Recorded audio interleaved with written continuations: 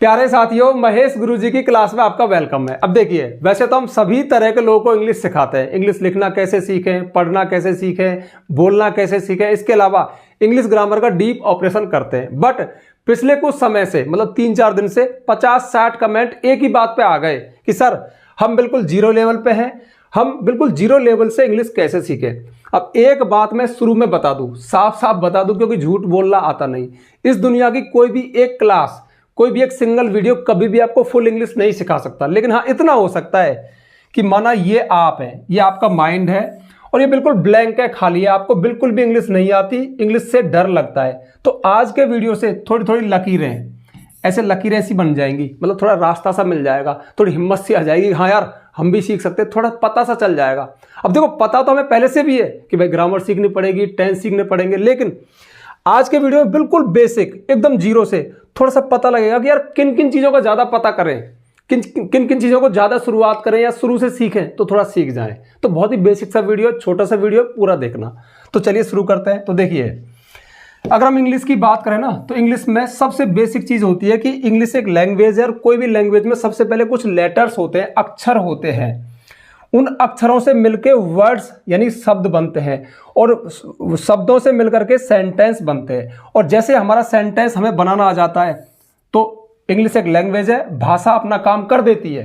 क्योंकि हम जब भी कुछ बोल रहे होते हैं ना, बातचीत कर रहे होते हैं, लिख रहे होते हैं, या बुक्स में जो सेंटेंस जो लिखा हुआ है वो एक सेंटेंस के माध्यम से होता है।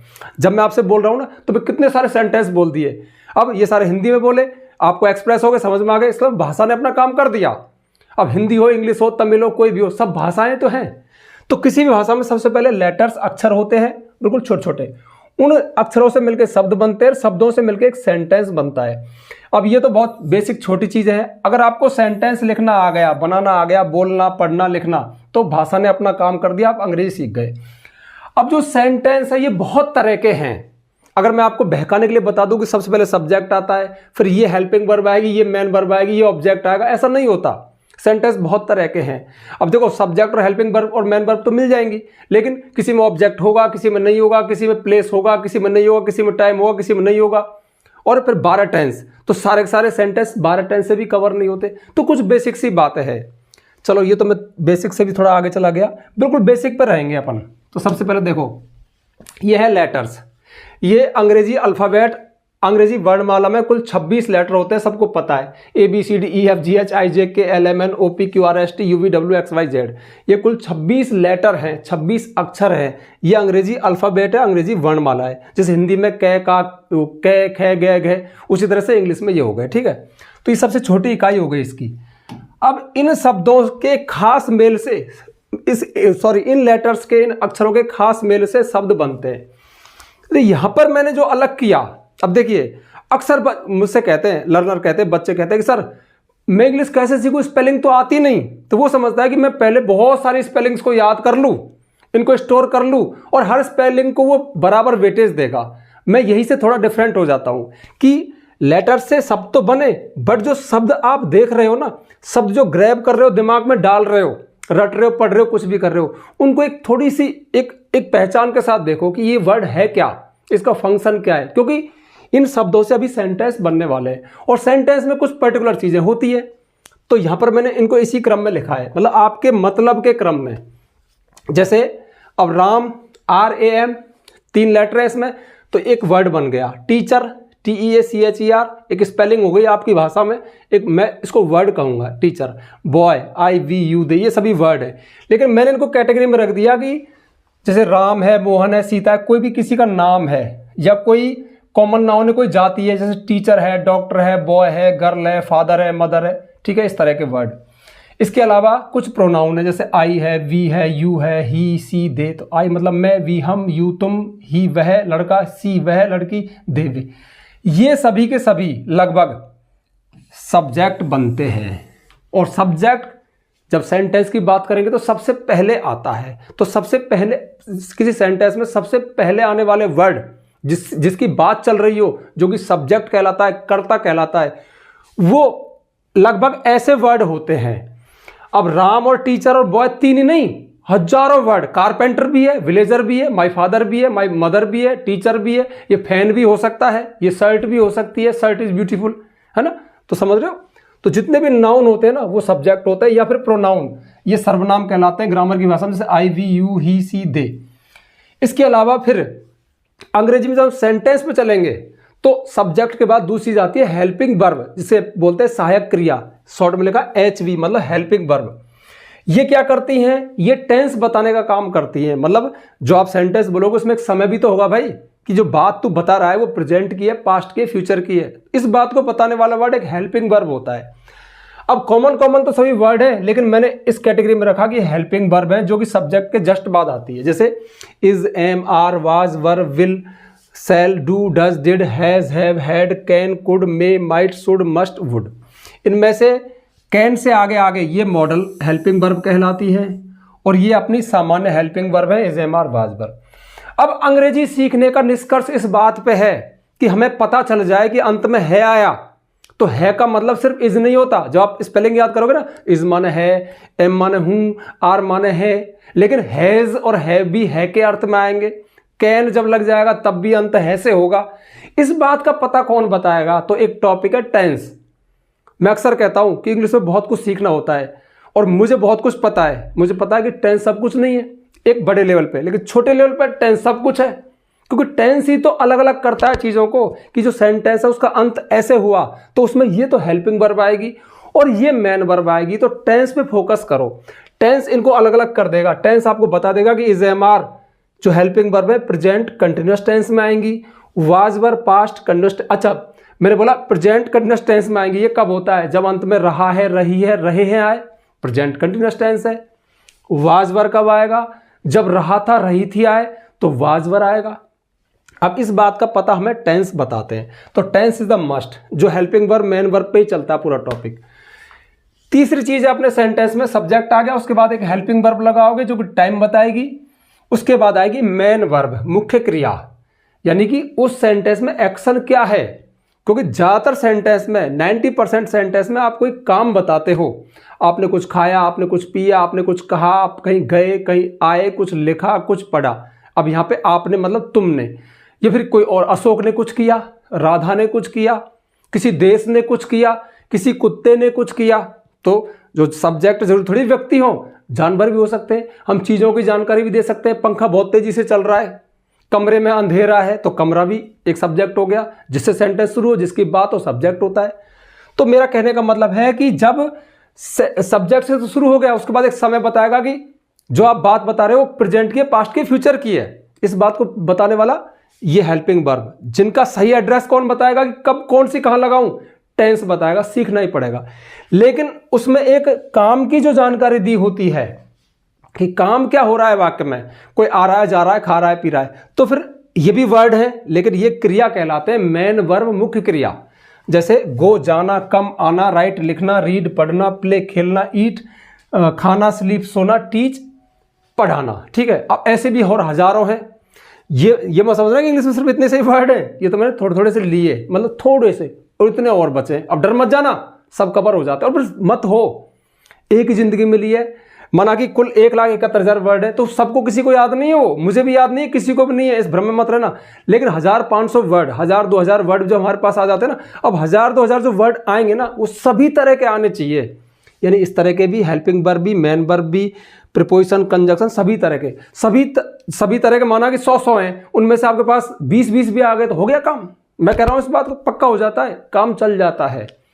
हमें कोई पारंगत नहीं हो ना, आपने काम चलाना ना, काम चल जाता है। दूसरी बात, जो वर्ब है ना, किसी वर्ब के 5 फॉर्म होते हैं, ये भी एक बेसिक सी बात है। क्योंकि जब आप हेल्पिंग वर्ब के साथ जब मेन वर्ब लगाओगे ना, तो हर सेंटेंस में आप ऐसे नहीं लिख दोगे कि भाई ये फर्स्ट है गो, तो हर बार गो ही नहीं आएगा, कभी गोइंग भी आ जाएगा, कभी इसकी सेकंड फॉर्म वेंट आ जाएगी है, कभी थर्ड फॉर्म गॉन आएगी। इस बात का पता कौन बताएगा, टेंस बताएगा। टेंस तो बता देगा कि भाई इस टेंस में ये मेन वर्ब ये आएगी, आईएनजी फॉर्म आएगी, इसमें सेकंड फॉर्म आएगी, वो पहचान के अनुसार पता लग जाएगा। लेकिन आपको इस बात की नॉलेज भी होनी चाहिए कि जो किसी वर्ब के 5 फॉर्म होते हैं। जैसे मैंने गो के लिए यहाँ पे, तो गो फर्स्ट हो गया, वेंट सेकंड हो गया, गॉन थर्ड हो गया, गोइंग फोर्थ हो गया, गोज फिफ्थ फॉर्म है, ये सिंगुलर फॉर्म कहलाता है। इस तरह से राइट के देखें तो write, wrote, written, writing, writes. जैसे अपन प्ले के देखें तो प्ले, प्लेड, प्लेड, प्लेइंग और प्लेज।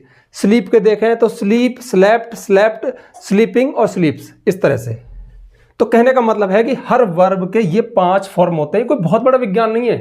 अब कहोगे सर अरे टेंस जब पढ़ोगे तो आपको साफ साफ फॉर्मूला मिलेगा, इस टेंस में मेन वर्ब इस फॉर्म में आती है। फॉर्म मतलब ये वाली ये वाली ये वाली ये वाली। अब इनकी कंडीशन क्या है वो पहचान से पता चलता है। रहा है रही आ रहा है तो आईएनजी फॉर्म वाली आती है। चुका है चुकी आ गया, मैं खाना खा चुका हूं, मैं पढ़ा चुका हूं, वह सो चुकी है, वे खेल चुके हैं, ऐसे काम होते हैं ना, तो फिर ये थर्ड वाली आती है।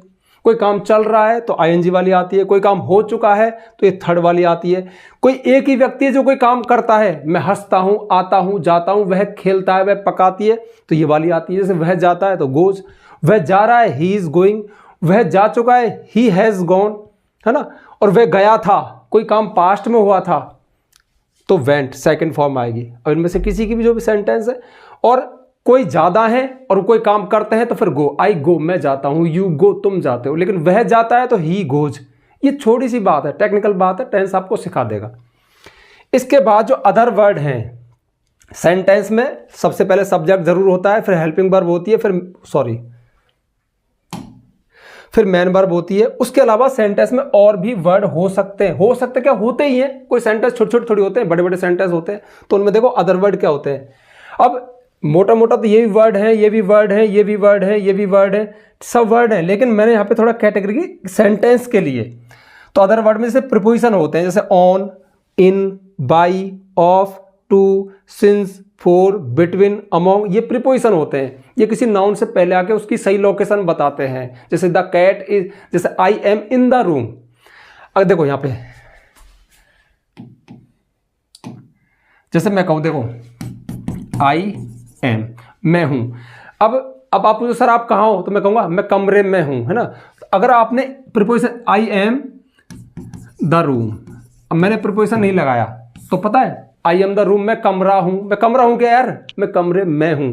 तो इसमें एक प्रीपोजिशन और रिक्वायर्ड है, तो हम लिखेंगे I am in the room, मैं कमरे में हूं। तो यहां पे इन क्या है, एक प्रीपोजिशन है, एक सेंटेंस है, इसमें ये सब्जेक्ट है, ये वर्ब है, और ये रूम ये लोकेशन है, जगह है, ठीक है, प्लेस है। अब इन क्या है, इस इन ने मुझे लिंक किया रूम से, मेरी स्थिति बताई कि मैं कमरे में हूं। तो इन एक प्रीपोजिशन है, एक वर्ड है आई एन, स्पेलिंग है, आपकी नजर में स्पेलिंग है, लेकिन ग्रामर ने क्या किया, इसको प्रीपोजिशन बताया। क्यों किसी नाउन से प्रोनाउन से पहले आके उसकी लोकेशन बताते हैं।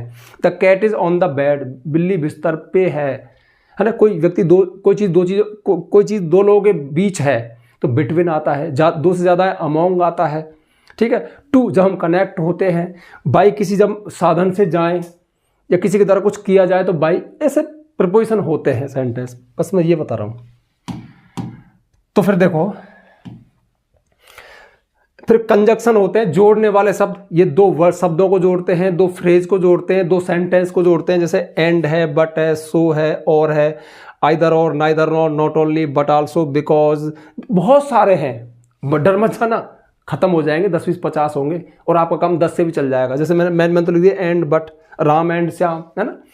और I am happy but my brother is sad, मैं तो खुश हूं लेकिन मेरा भाई, जो डबल सेंटेंस आ जाए, विरोधाभास है तो बट का यूज होता है, सीख जाते हैं, कोई बड़ी बात नहीं है। एडजेक्टिव ये विशेषता बताने वाले वर्ड हैं। एक तो मैं कहूँ वह आदमी है, ही इज ए मैन, लेकिन वह एक अमीर आदमी है, मैं उसकी विशेषता और बता रहा हूँ तो he is a rich man, है ना। एक तो मैं कहूँ दिस इज वाटर, ये पानी है, लेकिन दिस इज हॉट वाटर, ये ठंडा गर्म पानी है, कोल्ड वाटर ठंडा पानी है ना।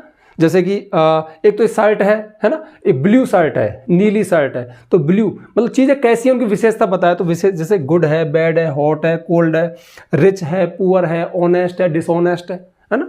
लोगों की विशेषता बताएं, चीज़ों की विशेषता बताएं तो एडजेक्टिव होते हैं। ये भी सेंटेंस में होते हैं।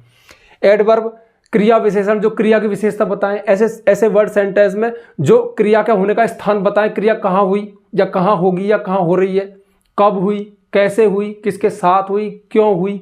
तो ये जैसे हेयर यहाँ, यस्टरडे कल, देयर वहाँ। जैसे मैं कहूँ कब हुई, तो वैसे कोई खेलता है तो कब खेलता है, डेली खेलता है, सेल्डम कभी कभार खेलता है ना, यूजुअली अक्सर खेलता है, ऑफन अक्सर खेलता है, इस तरह से। तो ये एडवर्ब्स होते हैं जो क्रिया के तरीके को बताते हैं, क्रिया के होने का तरीका, क्रिया का होने का प्लेस, ये एडवर्ब होते हैं। तो ये सब सेंटेंस में चीज़ें होती हैं। इससे आपको थोड़ी सी लकीर तो खिंच रही होगी, और मज़ा भी आ रहा होगा, ऐसा मन कर रहा होगा क्लास चलती जाए और सर आज सारी डिटेल कर दे, लेकिन ऐसा संभव नहीं है। इसके लिए बहुत सारे वीडियोस और भी हैं। मैं क्या कर रहा हूँ, एक सिंगल क्लास कभी आपको नहीं सिखा सकती। अब मैं आपको थोड़ा सा सेंटेंस बता दूँ कि सेंटेंस में चीज़ें कैसे दिखती हैं, सेंटेंस का हल्का सा, हालांकि मैं सेंटेंस पर ज़्यादा काम करता हूँ, लेकिन आगे बढ़ने से पहले छोटी सी जानकारी जो मैं हर वीडियो की शुरुआत में देता हूँ, वो जानकारी आपके काम की हो सकती है। क्योंकि मेरे वीडियो देख करके लगभग आपको भ्रम सा होता है। भ्रम क्या मतलब, सर लगता होगा आपको कि सर सिखा सकते हैं, लेकिन सर के वीडियो बिखरे पड़े हैं, सीक्वेंस में नहीं है। तो इसके लिए मैंने सीक्वेंस में वीडियो डाले हैं, लेकिन यहाँ यूट्यूब पे नहीं है, वो थोड़ा पेड कोर्स है। आप प्ले स्टोर पे जाइए, फ़ोन में प्ले स्टोर होता है ना, महेश गुरुजी ऐप, महेश गुरुजी एप्लीकेशन को डाउनलोड कीजिए, रजिस्टर कीजिए, उसके पेड कोर्स में जाइए, वहाँ पे 2-3 कोर्स मिलेंगे आपको। सबसे पहला कोर्स है इंग्लिश राइटिंग कोर्स, यानी अंग्रेजी लिखना कैसे सीखें। उसमें मैंने सिलसिलेवार सीक्वेंस से इंग्लिश लिखना सिखाया है, और ग्रामर के जो ज़रूरी टॉपिक है जो लिखने में हेल्प करते हैं, जो सिखाते हैं, वो उसमें करवाए हैं। हर वीडियो के साथ PDF नोट्स भी है, यानी आप वीडियो देख सकते हो, PDF में पढ़ भी सकते हो। और हाँ, बुक नहीं है, आप कहते हो सर बुक कब आएगी, बुक नहीं है, वीडियोस फॉर्मेट में रिकॉर्डेड वीडियो है। दूसरा कोर्स है complete English grammar course, basic to advance, सारे इंग्लिश ग्रामर के टॉपिक सीक्वेंस में करवाएं विद PDF नोट्स। हाँ, तो उन कोर्सेज को बनाने में एक्स्ट्रा मेहनत लगी है, थोड़ी सी फीस है, वो आपको ज्वाइन करने पड़ेंगे, ठीक है। आप उनको परचेज कर सकते हो, चाहो तो, ना चाहो तो बिल्कुल मत करना। इधर देखिए, जैसे राम आज बाजार जा रहा है, ये एक सेंटेंस है, इसको ऐसे मत देखो कि इसे राम, मैं आपको बता रहा हूँ राम आज बाजार जा रहा है, राम बहुत दिन से नहीं जा रहा था, आज जा रहा है, एक जानकारी दे रहा हूँ। सेंटेंस एक जानकारी होती है। अब जब सेंटेंस है तो उसमें एक सब्जेक्ट होता है, सब्जेक्ट कौन है इसमें, राम, ये हमारा सब्जेक्ट हो गया। अब मैंने क्या बताया कि हेल्पिंग वर्ब चाहिए, तो जा रहा है, ये चीज आपको टेंस बताता है कि इसमें आपको इज तो हेल्पिंग वर्ब लगेगी राम के लिए, और मेन वर्ब लगेगी गोइंग। अब देखो गो, वेंट, गॉन, इसमें गोइंग वाला फॉर्म आया, इस बात का पता किसने बताया, टेंस ने, तो राम इज गोइंग। अब देखो किसी स्थान पे कनेक्ट होते हैं तो टू एक प्रीपोजिशन है, ये आ गया टू। आप कहीं कनेक्ट हो, आप कहीं जाओ, to Jaipur, to Delhi, to market, तो टू आता है, टू स्कूल, तो राम ये प्रीपोजिशन है। तो ये सब्जेक्ट है, ये हेल्पिंग वर्ब है, ये मेन वर्ब है, ये प्रीपोजिशन है, टू द मार्केट। अब टू मार्केट क्यों नहीं, द क्यों आया, द एक एडजेक्टिव है, ये आर्टिकल है। आप किसी भी ऐसे चीज को ऐसे नहीं फेंक सकते, उसके साथ कुछ ना कुछ आपको पीछे मतलब लगाना पड़ेगा। ए, वो एक है तो ए है ना, एक ही है लेकिन स्वर शुरू हो रही तो एन, वो कोई खास चीज है तो द, ठीक है। तो ये सबसे सस्ते प्रीपोजिशन है, वो सॉरी एडजेक्टिव है, ए एन द, मतलब ये एडजेक्टिव में ही आते हैं। उन्होंने एक घर खरीदा है, तो उन्होंने, अब देखो कैसा, ये इसकी इंग्लिश क्या है, अरे उन्होंने मतलब ज्यादा है मतलब दे, तो सब्जेक्ट दे आएगा, तो दे। अब खरीदा है, देखो ये भी है, ये भी है, अगर आप फिर से इज लगा दोगे गलत हो जाएगा। यही सीक्रेट है इंग्लिश सीखने का, इस बात का टेंस बताया, खरीदा है, गया है, आया है, या चुका है ना, खरीद चुका है, तो प्रेजेंट परफेक्ट टेंस है। इसमें हैज अथवा है प्लस थर्ड फॉर्म आती है। तो उन्होंने ज्यादा है तो फिर हैव आएगा। अगर एक ही होता कि राकेश ने खरीदा तो Rakesh has, they have bought a house, उन्होंने एक घर खरीदा है, ठीक है। अब देखो जो बाई होता है खरीदना, यहां पे third form I bought, buy bought bought. अब हैज हैव के साथ थर्ड फॉर्म आती है, ये प्रेजेंट परफेक्ट टेंस का स्ट्रक्चर बनता है, जो आपको सीखना ही पड़ेगा। टेंस के वीडियो देखो, बार बार देखो, हेट हो फिर भी देखो, सीख लो, टेंस सीख गए इंग्लिश सीख जाओगे, मैं सच्चे मन से कह रहा हूं। इंग्लिश सीख जाओगे मतलब पूरी तो नहीं, लेकिन हाँ जो आप रुके हुए हो ना, कि आपको सेंटेंस की ट्रांसलेशन नहीं होती, अड़चन आती है कि इज लगाऊं, एम लगाऊं, हैव लगाऊं, वो सीख जाओगे। टेंस और मॉडल्स तो कम से कम कंपलसरी है। रवि और मुकेश यहाँ आएंगे तो रवि और मुकेश, अब और के लिए क्या है, एंड लगा दोगे आप, तो एंड क्या है, कंजंक्शन है, तो ये भी सेंटेंस में प्रकट हो जाते हैं कभी कभार आवश्यकता अनुसार। रवि, कोई सेंटेंस हमेशा एक जैसे स्टार्ट नहीं होता, एक जैसे खत्म नहीं होता, बीच में कुछ कुछ चेंज होता रहता है। ये चेंज को समझना, इंग्लिश को समझना होता है, और ये पता कौन बताता है, ग्रामर बताती है। तो रवि एंड मुकेश यहाँ आएंगे तो हेल्पिंग वर्ब है विल, आएंगे जाएंगे तो विल आएगा, फिर V1 वर्ब की फर्स्ट फॉर्म, तो Ravi and Mukesh will come here, यहाँ आएंगे। मैं गर्म दूध पी सकता हूँ तो आई, अब इसमें मुझे हेल्पिंग वर्ब लगानी है ना, तो यहाँ पर मैं इन हेल्पिंग वर्ब में से नहीं लगाऊंगा, मॉडल लगाऊंगा, क्योंकि यहाँ पे सकता हुआ आ रहा है, यानी क्षमता की बात जब आए तो हम कैन लगाते हैं, तो आई कैन एक हेल्पिंग वर्ब है, लेकिन थोड़ी स्पेशल हेल्पिंग वर्ब है क्योंकि ये क्षमता को दिखा रही है। तो आई कैन, पी सकता, पीने की होती है drink, I can drink, sorry I can drink milk, oh sorry गरम। अब देखो मैंने जानबूझ के दिया गरम, तो दूध कैसा है, गरम है, उसकी क्वालिटी और बता रहा है, तो इसमें एडजेक्टिव आएगा hot milk, I can drink hot milk, मैं गरम दूध पी सकता हूँ। तो ये भी एक वर्ड है, ये भी एक वर्ड है, ये भी एक वर्ड है, ये भी एक वर्ड है, ये भी एक वर्ड है। लेकिन जब ग्रामर से देखें तो ये सब्जेक्ट है, ये हेल्पिंग वर्ब है लेकिन मॉडल वाली, ये मेन वर्ब है, एक एडजेक्टिव है, विशेषण है, विशेषता बता रहा है दूध की, और मिल्क क्या है, दूध एक नाउन है, कोई चीज़ एक नाउन होती है, ठीक है। तो इस तरह से देखो ये थोड़ा थोड़ा ऐसे आपकी जो ब्लैंक है उसमें थोड़ा थोड़ा ऐसे लकीर भी खिंच रही होंगी हल्की हल्की सी, तो भी मेरा काम चल रहा है, मेरे वीडियो बनाने का मकसद पूरा हो जाएगा कि थोड़ा सा रास्ता से मिल रहा है यार, कुछ पता तो चल रहा है क्या है, सब्जेक्ट भी होता है, हेल्पिंग वर्ब होती है, इतना भी पता चल रहा है बहुत है। जैसे कुछ सेंटेंस और है, तुमको दिल्ली कार से जाना चाहिए तो यू, अब देखो जब चाहिए आ रहा है अंत में तो शुड लगाते हैं ना, यू शुड। अब चूंकि शुड भी मॉडल है तो इनके साथ हमेशा वर्ब की फर्स्ट फॉर्म आती है, can, could, may, might, will, shall, would, should के साथ हमेशा वर्ब की फर्स्ट फॉर्म ही आती है, मतलब वर्ब की। तो you should go to, connect होने के लिए टू लगाते हैं प्रीपोजिशन, टू दिल्ली,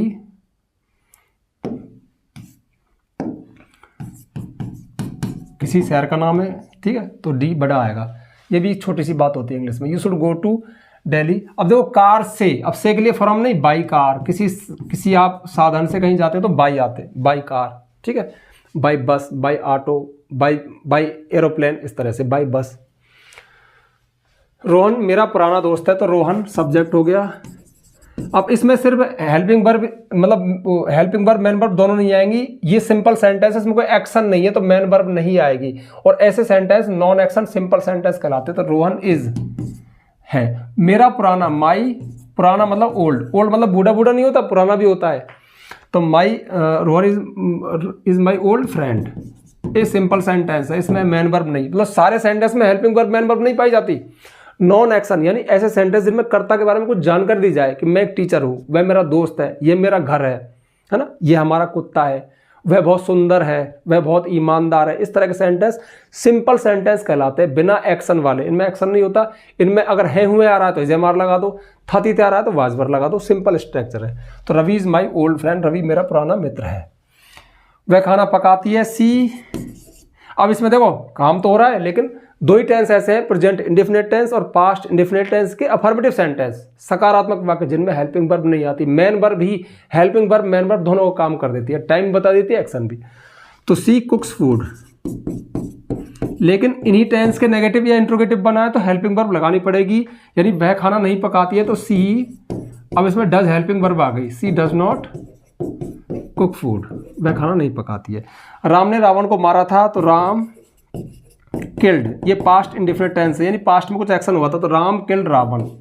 ये दोनों टेंस खूब काम आते हैं, खासकर ये पास्ट में आप कुछ बता रहे हो, मैं कहीं गया था तो आई वेंट, सीधा ही सेकंड फॉर्म लगा दो, वही था बोल देगा, वही जाना बता देगा, मतलब पास्ट भी बता दिया और काम भी बता दिया। मैंने खाया था, आई एट, मैंने एक सेब खाया था, I ate an apple, I ate an apple, ठीक है। जैसे हम कल जयपुर गए थे, we went to Jaipur yesterday, went गए थे, इसमें थे भी आ गया, गया भी आ गया। पास्ट में आपने कुछ काम किया तो सब्जेक्ट के साथ सेकंड फॉर्म, क्रिया की सेकंड फॉर्म लगा दो। तो इस तरह से ये वीडियो था, बिल्कुल बेसिक था, है ना, एकदम से ऐसा कुछ नहीं था, कुछ पढ़ाया वढ़ाया नहीं है, बस थोड़ा रास्ता बताया कि हेल्पिंग वर्ब थोड़ी दिमाग में छप गई होगी, सब्जेक्ट भी होता है, एडजेक्टिव भी होता है, हल्की सी नॉलेज मिली, हल्की सी ऐसे लाइन से भी खिंच गई होगी ना दिमाग में, बहुत मेरा काम हो गया। मेरा मकसद है लोगों के लिए इंग्लिश को सरल बनाना, डर ना लगे, एक बार चल पड़े। और फिर देखो इंग्लिश इतनी भी सीख सकते हो आप और इतनी से भी काम चल सकता है, ये भी मेरा एक आइडिया है। किसी सेंटेंस को आप कठिन भी बोल सकते हो, सरल भी बोल सकते हो, लेकिन धीरे धीरे आ जाता है। तो मैं समझता हूं यदि आपके दिमाग में थोड़ा सा भी चला गया होगा तो मैं अपने मकसद में कामयाब, यानी थोड़ी सी इच्छा आ गई होगी, हाँ यार सीखेंगे यार, मजा आ रहा है, हाँ यार सीख सकते हैं, ऐसा अगर लग गया तो मेरा वीडियो बनाने का मकसद पूरा हो गया। ठीक है, ओके बाय।